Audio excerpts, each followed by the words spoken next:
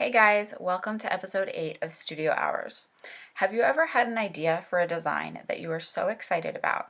You make it up and publish it, and then you see that someone else has made something similar? Or sometimes you'll be stuck for ideas and you simply can't think of anything that hasn't been done before? I call this the "it's been done before" feeling. It's very common among makers and creatives, and it's something that we'll probably all encounter at some point in our Yarnpreneur journey. So I'd like to talk about ways to deal with this feeling. First, I want to say something that may seem harsh. There is not a lot of originality left in the world. Again, that may seem harsh, but it's true. Almost everything every maker on this planet will create during their lifetime is an amalgamation of something that's come before.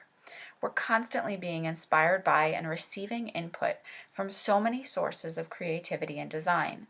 So this means that our brains are constantly processing these inputs, and it's very common to subconsciously create something with similarities to things you've seen before.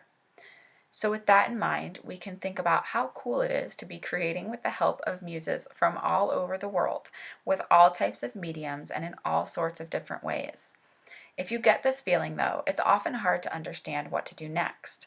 Why bother creating and just adding noise to the market if someone else has already created something so similar? Consider this.